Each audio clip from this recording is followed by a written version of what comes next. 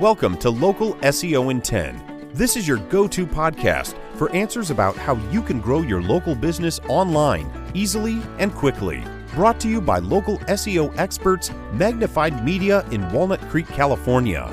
In each 10-minute episode, our digital marketing expert Adam Duran answers your questions on how you can get more leads for your business fast. Remember, if you're not taking care of this part of your business right now, you can bet your competitors are. And now, here's our host with the questions, Jamie Duran, and our expert with the answers, Adam Duran. Hello, everybody. Today, we have a new format we're testing out. We have a guest today. So no Jamie today. Don't cry. He'll be back next time. But today, I wanted to bring on a guest to help us learn more about video testimonials. So today I have Clifton Barnes. He's with C&C Video Productions. He's a second-generation videographer specializing in life-changing moments. And for businesses, they produce commercials, seminars, live streaming, and speaking engagements. And Clifton reached out to me because he listened to our podcast last week about testimonials. And he was like, hey, wait a second. Video testimonials rock. And that's what we do. So you got to talk to me. So I'm talking to Clifton. Clifton, how you doing? I'm doing all right, man. How about yourself? Excellent. Always great. And we only have a short time. So I want to get right into it. So in your opinion, what makes an effective video testimonial for a business? I would say this. The things that make an effective video testimonial are you definitely want it to be natural. When a person is giving the testimonial, you don't want it to sound scripted because people can notice that this was coached and rehearsed. You really want to, what I usually do when I have a video testimonial, I ask 3 questions to the person that is giving the testimonial.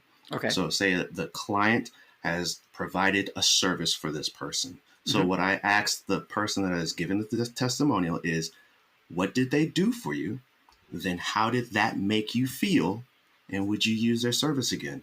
And you want them to keep going. They might say, they might go, oops, or, they might have the inflections in their voice. You want all of that because that gives that passion, the personality.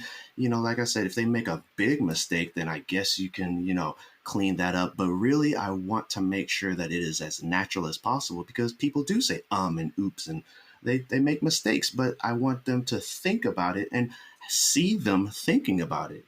This should be natural, like I was saying. So I want to make sure I portray that. Okay. So about how long should one of these be? So I don't know. What do you think? I would say that the sweet spot would be less than 2 minutes. Really less than 2 minutes. Even if it's a minute, even if it's a couple of seconds, you want to make sure that they're answering those questions, though. What did they do? How did it make them feel? How did it make them feel could extend for a long time, but maybe 2 minutes should be the limit. But still, I want to make sure that they're explaining exactly how they felt because that's the key. Yeah, I've heard that having before you use this service, how did you feel? After you use this service, how did you feel? So kind of like a before and after, before I reached out to Bubba, my dishwasher was spewing water all over the place and, flooding my kitchen. And now it's like I'm on the Star Trek Enterprise and everything is awesome. So something like that. Was that what you're getting at? Right, exactly. And that's the goal here. You're the person on the camera is giving a little bit of their credibility to propel your credibility because of course, there might be people that think that you're using bots to put these reviews, but when you have a real person, it really shows it. And that's why the passion, you want to show that passion. What did you provide for them, and I want to portray that. I want to show that, man, this really made me excited. They fixed my pipes or they did whatever service to provide it. And I want them to show how that made them feel. Yeah. Life-changing. People are drawn, yes. I think, to that life-changing. That's cool. All right. What about intros and outros? So do you think we should have an intro and outro done for these videos? I would say that the intro and outro should be who that person is, and if it's a normal if it's a business, then you want to share who that business is, why that makes them significant, and of course you can have the lower thirds. It shouldn't be a real production. It doesn't need to be. The video testimonial can be as, again, we're going for authenticity here. So you can even, let's say you made a commercial, you can input some of that commercial, you can edit the commercial parts of it in the video testimonial just to, liven it up and show exactly what you provided. Or if you, like you were going the pipes, if you have a plumber, showing them working or showing pictures of the, like you said, before and after. So that's as much editing that's needed. It doesn't need to be a big production because, again, we want to show that authenticity. That's the name of the game, authenticity. Authenticity. Authenticity. So that honesty is, I think, what we're drawn to.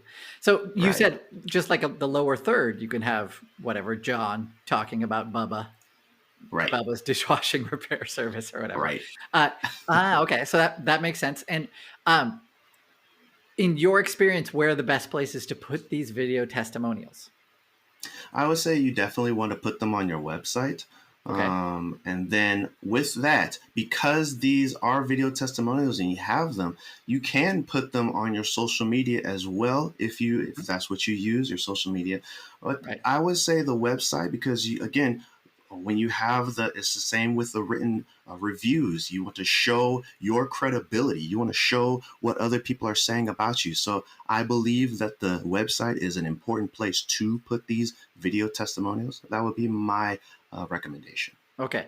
I know from an SEO point of view, though, how you put them on the website is super important. So do you recommend just embedding that video, like putting it up on YouTube, or actually having it on the site? So that means hosted on the website, on that website service, or YouTube, or what? There's a bunch of other Vimeo or something like that. What do you recommend? Well, that's the thing. You can use the YouTube, and you can have a link that points to the YouTube video, so that YouTube is you have your channel and you're getting your likes and subscribes on there as well, your views, your view count. Okay. So when it comes to your website, you can just link it so that it points to that channel. And of course, that also, like you were explaining as well, that allows your website to load faster. So you don't have your website bogged down. So you definitely want to link it to another the YouTubes. Okay. So like what we always do is we have that thumbnail of that video. Right. We get that file size down of that image. And then we make it look like that video is going to play automatically on that web page. But what happens is either you click on that and it pops up from YouTube, or it takes them to the actual video on YouTube. The reason we do that is because whenever we embed a video on a website, it slows that, it calls out to YouTube, and then YouTube has to send back that thumbnail and the functionality of that player. So all of that takes time, even if it's, it'll be under less than a second, but that does slow down your site. And that does hurt, especially if you have, a couple or 3 or 4 of those testimonial videos or any videos on your webpage. What we always recommend is you have a thumbnail of it. So any kind of those embeds. So we try and avoid those as much as possible on your homepage, especially.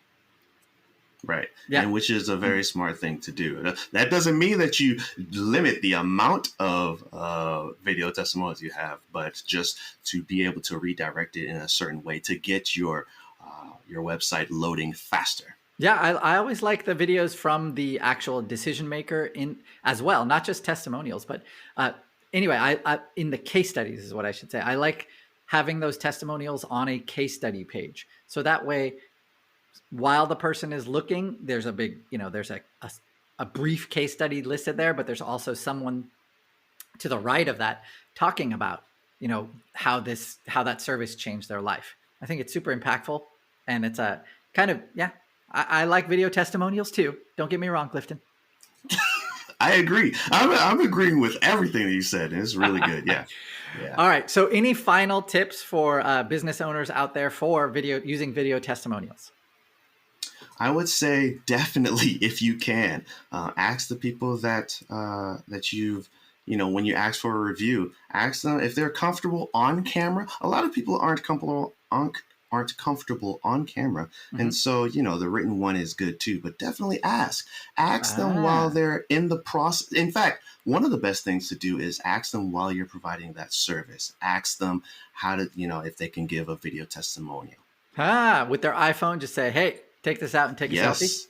Yes. And that's fine too. It is not again, you want it to be authentic. Yeah. You don't want it to be all shaky and, make the video presentable. But at the same time, you definitely want to, yes, even with an iPhone, that's fine. That is totally fine. Awesome. All right. Any final thoughts on video stuff before we wrap it up? That was a fast 10 minutes. I know. Yeah, I would say that was it as far as video testimonials go. Yes. Awesome. Thanks a lot, Clifton. If someone wants to reach out to you, what's your website for them?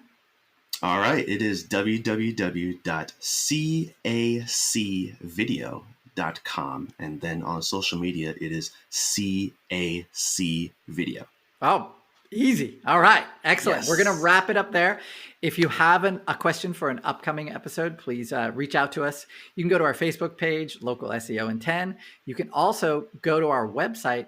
On our website at Magnified Media, you can click on that podcast link, and we have now a searchable feature. So if there's a question you have about local SEO, chances are we've gone over it, and we may have answered your question already. So you can go there, type in that question, listen to that episode, give us a 5-star review on iTunes, and Bob's your uncle. Thank you very much for having me. All right. Thanks, everybody. Have a great day. That's all for now. Thanks for listening to this episode of Local SEO in 10 with Google local marketing expert Adam Duran. Join us each week for answers to your questions on how to best harness the power of the internet to grow your business. Speaking of questions, got some? Message us through our Facebook page, Local SEO in 10, and we'll be sure to give you your answer on an upcoming episode.